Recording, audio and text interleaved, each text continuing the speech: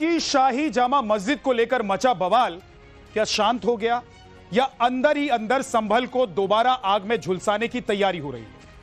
ये हम इसलिए कह रहे हैं क्योंकि पुलिस को इंटेलिजेंस की जो रिपोर्ट मिली है उसमें सूत्रों के हवाले से खबर है कि 29 तारीख को एक बार फिर से संभल सुलग सकता है। अंदर खाने क्या चल रहा है, किस तरह से मैसेज लोगों के बीच में घूम रहे हैं, आपको दिखाते हैं इनसाइड स्टोरी। क्या फिर जलने वाला है संभल?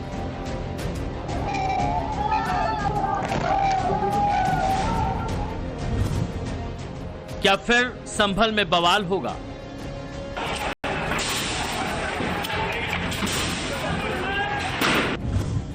क्या फिर जुटने वाली है जमात? क्या 24 नवंबर को दोहराने की प्लानिंग है?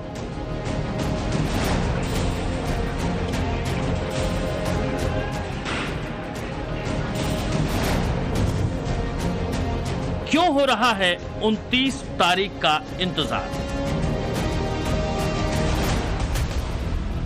पुलिस इंटेलिजेंस को जिस तरह की रिपोर्ट मिल रही है और जिस तरह का माहौल बन रहा है वो डरावना है। सूत्रों के मुताबिक 24 तारीख को जिस तरह से संभल में शाही जामा मस्जिद के सर्वे के दौरान पत्थरबाजी हुई, गोलियां चली, हजारों की तादाद में अल्पसंख्यक समुदाय के लोग इकट्ठा होकर मरने मारने पर उतारू हुए, वैसा ही खौफनाक माहौल एक बार फिर बनाए जाने का खाका खींचा जा रहा है।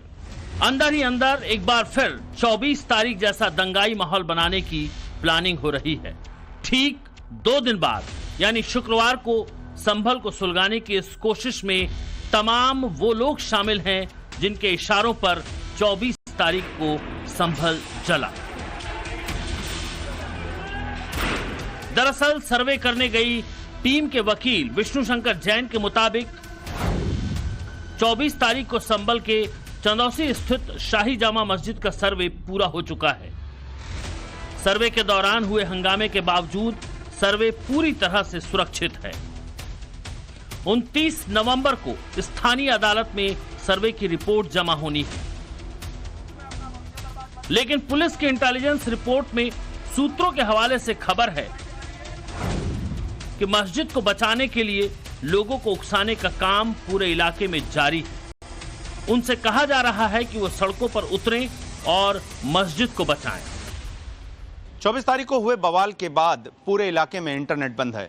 व्हाट्सएप के जरिए कोई भी मैसेज सर्कुलेट नहीं हो रहा है, लेकिन सूत्रों के हवाले से बड़ी खबर मिली है।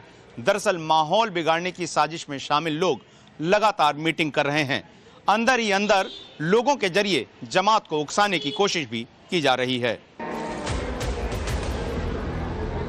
संभल में जिस दिन बवाल हुआ और पत्थरबाजी के साथ हिंसा हुई, उस दिन के कई व्हाट्सएप मैसेज पुलिस को मिले हैं, जिसमें कई लोगों को अलग अलग जगह से हथियार लाने के लिए कहा गया था। यानी संभल की शाही जामा मस्जिद में दूसरी बार होने वाले सर्वे को लेकर लोग अलर्ट थे। पुलिस की रिपोर्ट के मुताबिक सबसे बड़ी बात यह थी कि कभी कभार ही नमाज पढ़ने के लिए शाही जामा मस्जिद जाने वाले विधायक इकबाल महमूद के बेटे सुहेल इकबाल ने सिर्फ सर्वे के दिन सुबह 6 बजे फजर की नमाज पढ़ी और पूरे सर्वे के दौरान वो मस्जिद के पास एक घर में मौजूद भी रहे। तो सुहेल इकबाल जो हैं विधायक के बेटे हैं, वो बहुत ही ना के बराबर जो हैं शाही जामा मस्जिद में नमाज अदा करने जाते हैं। लेकिन जिस दिन सर्वे का रोज़ था उस दिन वो सुबह जो फजर की नमाज सुबह की होती है वहाँ पर वो पढ़ने गए और उसके बाद वो पूरे दिन सर्वे के समय दूसरों के घरों में मौजूद रहे। पुलिस ये कहना है कि कहीं ना कहीं भीड़ को बुलाने में उन लोग का योगदान रहा है।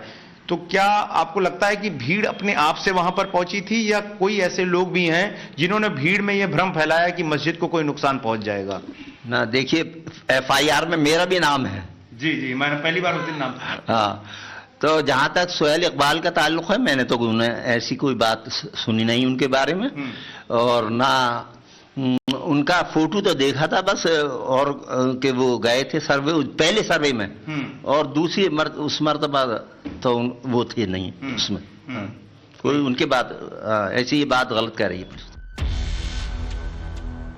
सपा सांसद जियाउर रहमान बर्क और विधायक इकबाल महमूद के बेटे सोहेल इकबाल को संभल कांड का मास्टरमाइंड माना जा रहा है। इन्हीं के कहने पर इतनी बड़ी भीड़ अचानक इकट्ठा हुई, इन्हीं के कहने पर पूरी तैयारी की गई और इन्हीं के इशारों पर संभल में पत्थरबाजी और हिंसा फैलाई गई।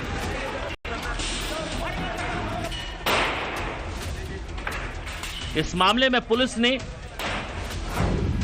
3750 लोगों के खिलाफ प्राथमिकी दर्ज की है और 800 से ज्यादा लोगों को आरोपी बनाया है।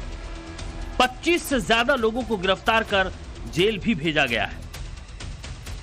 ये वो आंकड़ा है जो पुलिस के पास है, लेकिन सोचिए इस साजिश में और कितने लोग होंगे जो स्लीपर सेल की तरह इस बवाल में भागीदार रहे होंगे।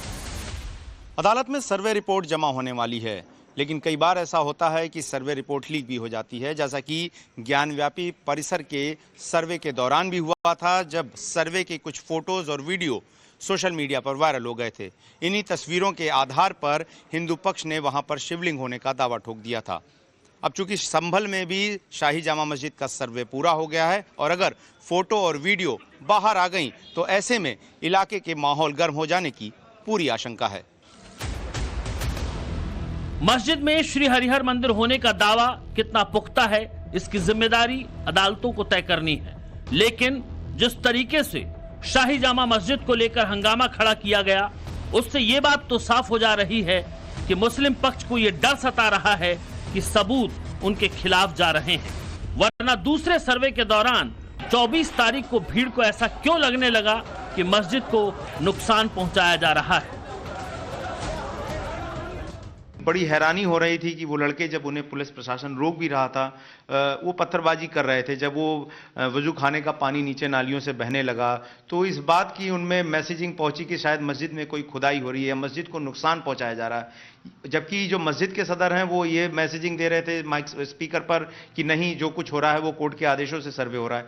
ये भ्रम आखिर फैला कैसे लोगों के बीच में, जिससे एक भीड़ का कुछ हिस्सा, कुछ मुट्ठी भर लोग जो हैं इस तरीके का व्यवहार भी करने पर उतारू हो गए। क्या लगता है आपको? ये भ्रम इसी प्रशासन के, पुलिस के रवैये की वजह से हुआ कि पुलिस प्रशासन हमारे साथ ऐसा सलूक क्यों कर रही है। हम जो है पुरअमन तरीके से खड़े हैं और जैसे मस्जिद हमारी है, जामा मस्जिद, हम नमाज पढ़ते हैं, हम उसकी देखभाल करते हैं, हम उसके मुतवल्ली हैं, तो हमें तो भगाया जा रहा है और अपने आप उसे छावनी बना के रखा है। इन तस्वीरों को देखिए। ड्रोन से ली गई ये तस्वीरें साफ साफ बता रही हैं कि सर्वे टीम के आने से पहले ही कैसे लोग इकट्ठा होने लगे थे। कुछ तस्वीरों में लोग टीम पर पत्थर मारते हुए भी दिखाई दे रहे हैं। तो क्या ये भीड़ स्वतः स्फूर्त थी? क्या इन्हें कोई गाइड नहीं कर रहा था?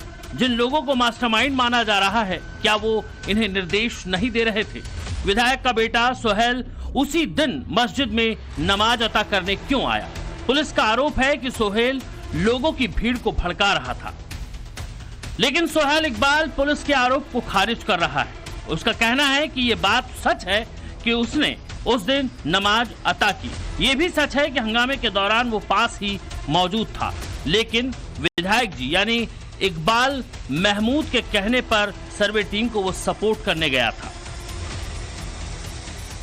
वो फजर की नमाज अदा करने के लिए जामा मस्जिद गया। मैंने वहाँ नमाज अदा करी इस मकसद से कहना कि वहाँ मेरी बात हो जाएगी मस्जिद में, मैं निकल जाऊँगा।